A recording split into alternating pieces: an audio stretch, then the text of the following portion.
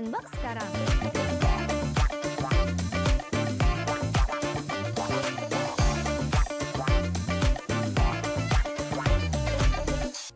Halo guys, jadi kembali lagi bersama saya Johan di Jurnal Trading ID.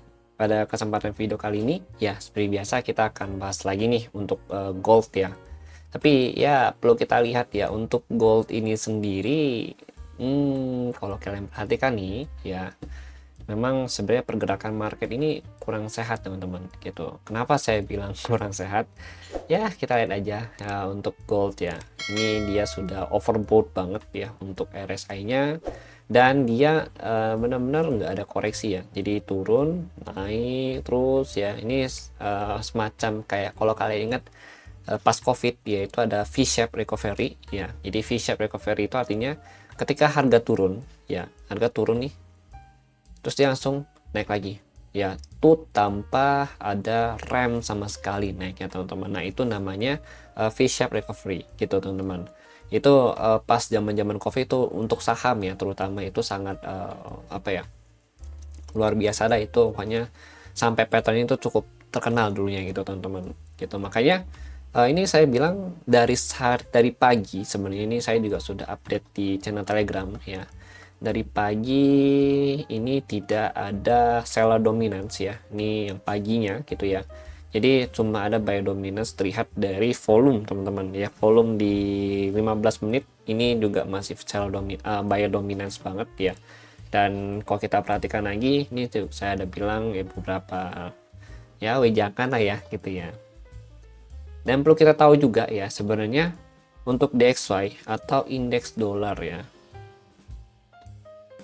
Indeks dolar ini sendiri dia naik nah, teman-teman, dan gold ikut naik juga gitu ya. Jadi menurut saya ini agak sedikit tidak normal dan indeks dolar ini mendadak spike out ya dari 107 nih ya, dia spike out lanjut naik sampai kurang lebih ke harga 108 ini teman-teman gitu, yang dimana menyebabkan si indeks si Euro USD nih kalau kita lihat ya, Euro ya, ini Euro USD dia turun cukup dalam nih kalau kita lihat ya. Jadi ini dari yang candlenya kecil-kecil nih ya, kalau kita perhatiin nih ya, dari yang candlenya kecil-kecil di range harga 4.600 ya, ini yang kecil nih sideways seharian gitu kan, terus tiba-tiba dia spike ke bawah gitu teman-teman, terus habis itu dia naik lagi ke atas gitu dan sangat volatil ya. And then kalau kita lihat juga untuk GU ya, GBP USD ya, ini untuk GBP USD dia juga sama teman-teman gitu.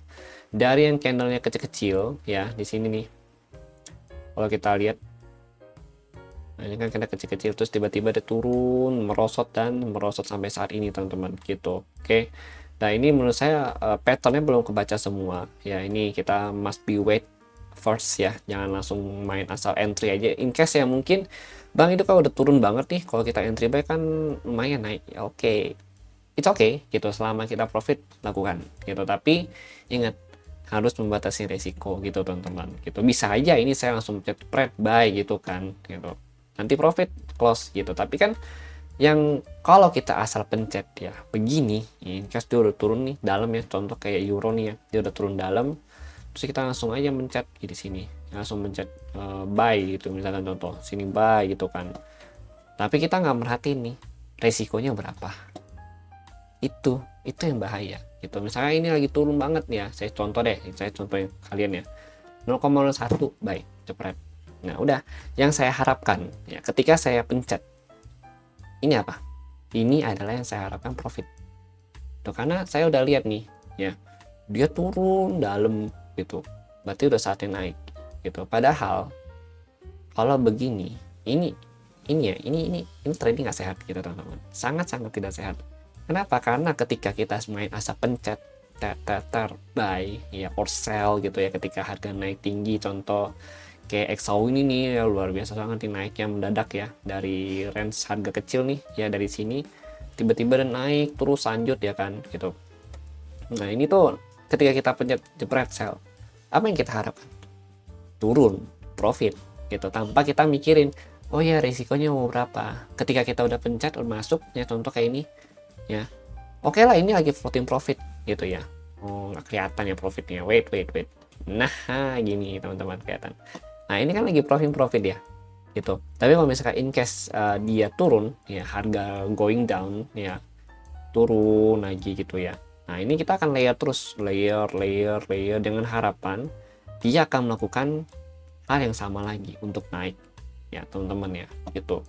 Ini sangat tidak baik gitu, dan kenyataannya cukup disayangkan banyak yang seperti itu gitu loh.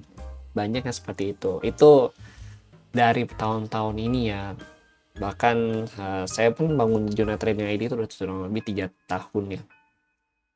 Saya banyak nemuin tradernya seperti ini teman-teman gitu ya. Jadi memang agak disayangkan aja gitu, dan itu nanti ketika mereka MC ya, atau ketika kita ngeblow off akun kita ya, bahasanya kalau saya bilang sih ditampuk broker ya gitu. Nah, kita akan salahkan trading gitu loh. Padahal trading ini itu bukan masalah kita bisa main atau enggak, tapi masalah kita bisa memanage risiko kita apa enggak gitu. Kalau main semua orang bisa gitu loh. Bahkan yang baru pun masuk ke dunia trading itu dia bisa main teman-teman gitu loh. Bisa main, tinggal pencet aja buy sell ya kan, easy man gitu loh. Tapi kalau misalkan how to trade use money management ya, itu nggak semua orang bisa, dan membatasi risiko itu nggak semua orang bisa teman-teman gitu.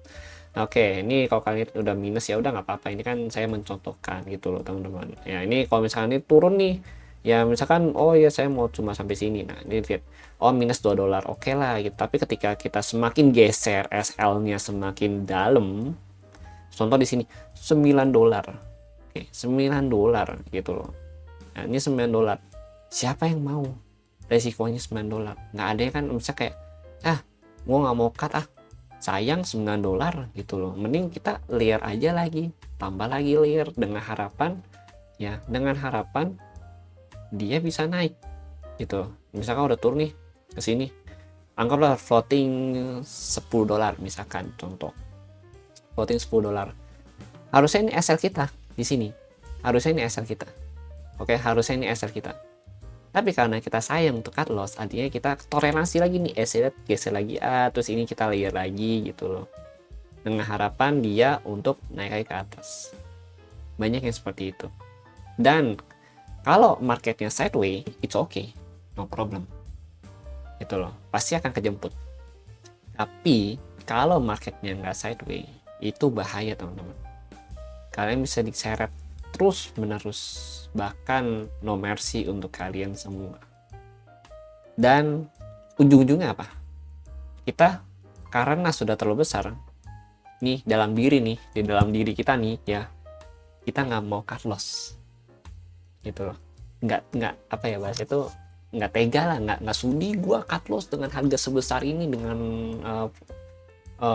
uang yang sebesar ini, gua nggak sudi cut loss. Akhirnya kita tahan terus dengan harapan top up lagi, dan begitu terus sampai uang kita habis. Bahkan worst case-nya kita bisa minjem duit gitu. Yang pusing siapa? Kita, gara-gara kelakuan kita sendiri gitu teman-teman. Kenapa saya bisa bilang begitu? Karena saya sebagai retail trader ya, yang sama lah seperti kalian juga ngalamin prosesnya itu sulit kalau menurut saya ya. Memang sulit sih gitu ya, sulit lagi gitu, susah banget tuh pokoknya. Udah pernah merasakannya, tapi puji Tuhannya saya nggak nyampe yang benar-benar boncos banget lah gitu, atau yang sampai punya amit-amit sih nggak pernah teman-teman, dan jangan sampai kejadian gitu. Dan saya juga ngomong gini bukan mau nyinggung siapa-siapa ya, nggak ada yang mau saya singgung gitu loh teman-teman. Saya cuma mau jadikan sebagai reminder untuk kita semua, terutama kalian yang baru terjun ke dunia trading ya. Jadi trading itu nggak cuma tentang profit yang kita lihat di sosial media, di Instagram gitu ya. It's not about profit dan blue and blue ya, dengan lot yang 0,1 lot, 2 lot, 0,8 lot, 0,5 lot, which is itu memang seru gitu ya.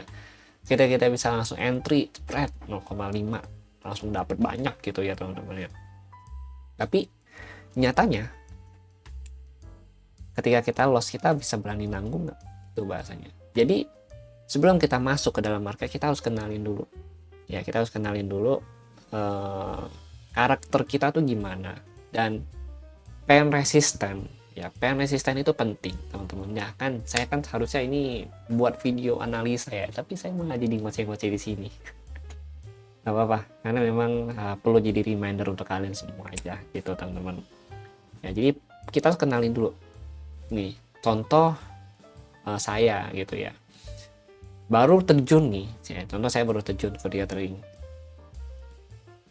Saya perlu tahu dulu nih pain resistant kita, pain resistant saya sebagai user ya di sini, pain resistannya berapa gitu. Apakah pain resistant ini cara ngukurnya gimana gitu kan maksudnya gitu loh ya. Cara ngukurnya ada ketika kita gini, ketika kita melihat ya sesuatu nih, contoh ini $9 gitu, ini $9. Nah apakah ketika kita SL $9 itu diri kita merasa nyaman nggak gitu loh itu. Tapi kalau misalkan kita $9 ini kita merasa kayaknya nggak nyaman nih, terlalu besar gitu ya, atau bahasa itu kayaknya terlalu merasa merugikan gitu ya gitu loh. Oke, berarti kita kecilin lagi resikonya, kita kecilin lagi resikonya, kita lihat lagi $5 gimana, masih oke nggak? Oh kayaknya masih terlalu gede ya, kita tanya ke diri kita sendiri ya. Jadi kalau misalkan masih terlalu besar, oh berarti masih belum oke nih gitu loh ya, masih belum oke. Oke nggak apa-apa, kita kecilin lagi resikonya. Gimana? Oh $2. Nah pas SL kayak ya udah biasa aja, nanti kita cari trade lain lagi. Nggak yang sampai mikirin tadi loss $5, loss $10, terus balikinnya gimana gitu kan. Jadi itu yang perlu kita kenalin dulu gitu teman-teman. Kalau profit saya nggak usah ngomongin, semua orang pasti suka profit gitu kan.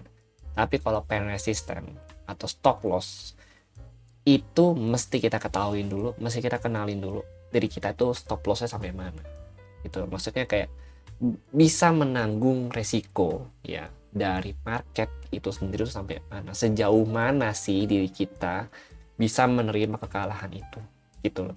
Itu yang perlu kita tegaskan di sini gitu teman-teman ya. Jadi kenalin dulu resiko kalian ya, itu paling penting. After that kalian boleh bebas mencari, berguru kemanapun bebas gitu teman-teman. Mau kalian pakai teknik indikator A sampai Z, mau pakai teknik Elliott Wave, mau pakai teknik ICT, SMC, SND, SNR, bebas. Intinya adalah kalian kenalin dulu ya resiko kalian mau sampai mana gitu. Karena ketika kalian paham, oh ya gua nih maksimal $5 gitu loh ya, maksimal $5, berarti setiap kalian memakai teknik Elliott Wave, SMC, SNR, SND atau apapun itu, kalian akan membatasin, oh iya dengan teknik seperti ini kita akan menyesuaikan dengan resikonya tuh gimana sih caranya supaya bisa $5 juga gitu loh.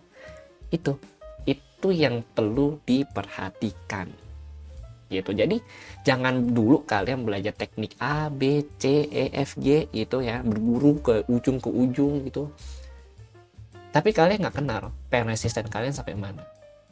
Itu yang bahaya, teman-teman ya. Jadi kalian paham tekniknya tapi kalian nggak punya toleransi itu, kalian nggak punya batasan untuk membatasi resiko kalian tuh mau sampai mana gitu.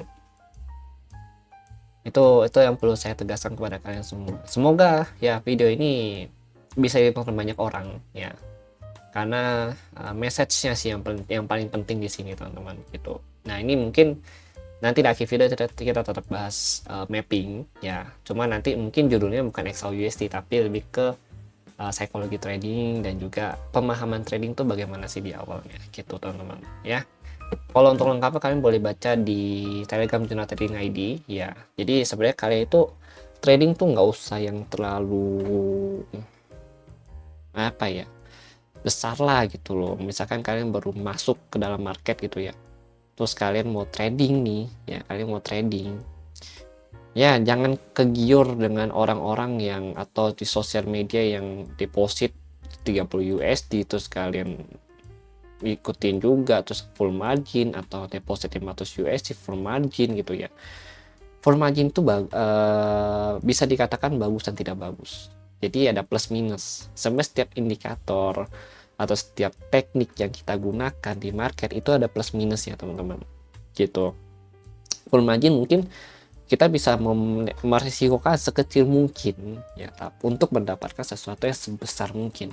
Itu adalah tujuan utama dari full margin dengan modal kecil gitu. Tapi kita mesti tahu dulu karakter marketnya tuh bagaimana, terus si market itu tuh kondisinya bagaimana gitu. Itu baru kita boleh tuh full margin kalau memang kita punya knowledge dan juga skill yang memang cukup terasah gitu loh.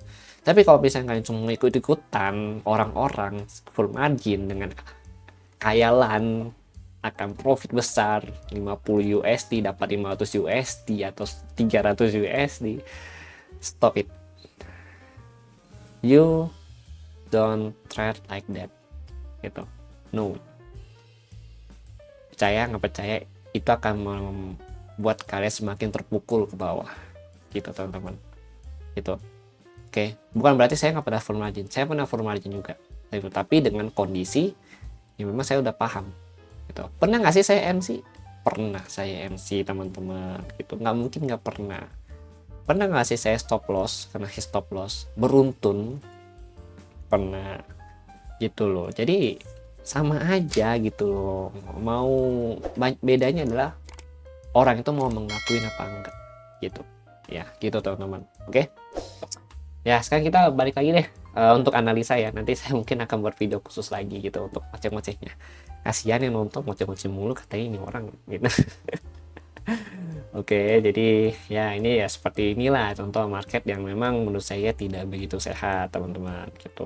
Oke, dan BTC sendiri pun sebenarnya menurut saya ini masih kurang oke untuk ditradingkan saat ini gitu.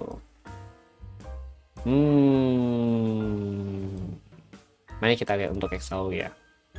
Terima kasih bagi yang sudah nonton dan sampai jumpa pada video berikutnya.